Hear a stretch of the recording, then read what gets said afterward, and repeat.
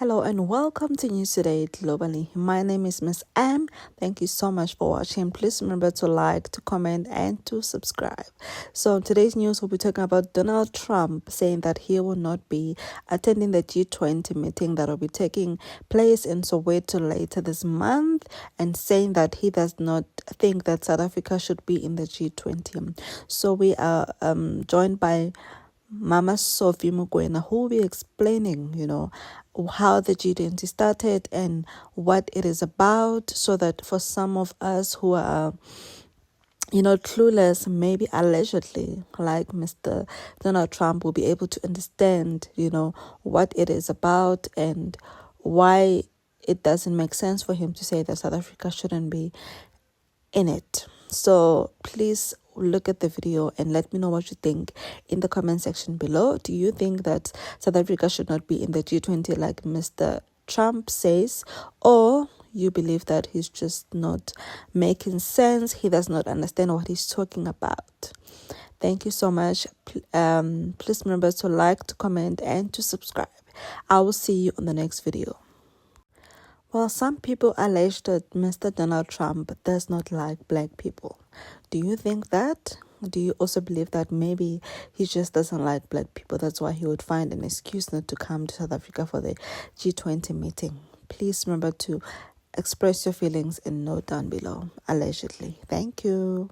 U.S. President Donald Trump said last night that South Africa should not be in the group of 20 major economies anymore, repeating that he will not attend a leaders' summit here, in fact, later this month, during the African country's rotating presidency of the group. Now, remember, Vice President J.D. Vance is scheduled to attend the G20 leaders meeting, which is set for the 22nd to the 23rd of November in Soweto.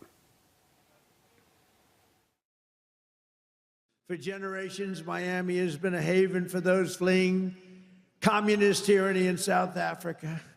I mean, if you take a look at what's going on in parts of South Africa, look at South Africa, what's going on. Look at South America, what's going on. You know, I'm not going to, we have a G20 meeting in South Africa. South Africa shouldn't even be in the Gs anymore, because what's happened there is bad. I'm not going. I told him I'm not going. I'm not going to represent our country there. It shouldn't be there. All right, we stay with this particular story and speak to SABC News specialist correspondent Sophie Mukwena, who's joining us to discuss these latest developments. Sophie, good evening to you and thank you so much for your time. So the U.S. president's posture when it comes to South Africa doesn't seem to be changing, but he says he doesn't believe that South Africa should be in the G20. Does this signal somehow that he may not understand what it actually is? Well, clearly it looks like he doesn't understand what the G20 is, but I don't blame him because he wasn't there when the group was established. It was established in 1999 for the heads of state and government, and the mandate was clear. It is a voluntary organization where you join, and nothing is binding. All what they do, they discuss, and outcomes are based on consensus. And therefore, trying to say South Africa must be excluded, I don't understand, because South Africa is a founding member of the G20. South Africa was not invited to join the G20. And at that time, it was just ministers of finance and also central bank governors of, you can say, Reserve Bank governor.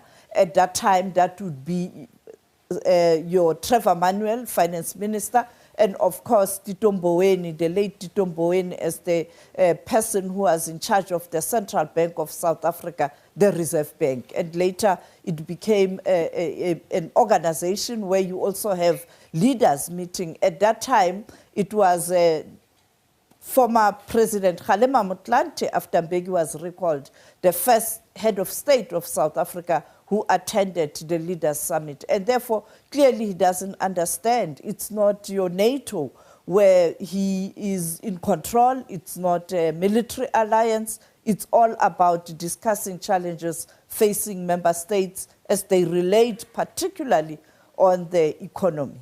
And as you speak about, why it was formed and where it comes from, I suppose one would then ask, because he continuously is speaking about South Africa and now amplifying his voice as far as the G20 again summit is concerned. So how significant would you say the U.S. voice is there? Well, it is quite important because the United States of America is a big economy, and particularly for South Africa, it's one of important countries as it relates to trade and investment. And therefore, America being this powerful force economically, it's quite a factor. And when you look at the formation of this group, it was after the financial challenges in Asia, where leaders said, in future, we don't want to see this situation, because when one country, a massive country or a region, experiences economic challenges, you have that trickling effects in terms of countries that are linked to that particular country. So we must always look at early warning systems. We must always be prepared how we intervene. And that is why in 2008, again, when there were those challenges, there was a meeting in terms of how do you deal with the challenges that were there at that time. And therefore, it is quite important because America is a powerful economy. It has to be there. And of course, as we end off our conversation, let's speak about the importance of South Africa hosting this and coupling with that, right? Looking at the outcomes and what can we expect, given the fact that you have a United States that's not supportive of the theme? Well, South Africa has a lot to benefit in terms of continuing to strengthen its relations with the member states. We know that the European Union as a bloc is supporting the theme, and therefore already you have lobbied support for the country. But secondly, South Africa is able to put the agenda of the South-South on the table with these powerful industrialized nations. And therefore, there are lots of things that you can benefit from. I mean, South Africa is not an island. We are part of BRICS, well and good, but that doesn't mean that we cannot strengthen relationships with other multilateral organizations or voluntary groups to ensure that we strengthen trade relations, political relations, and including security discussions. And therefore, the G20 is quite important for South Africa. And I think President Ramaphosa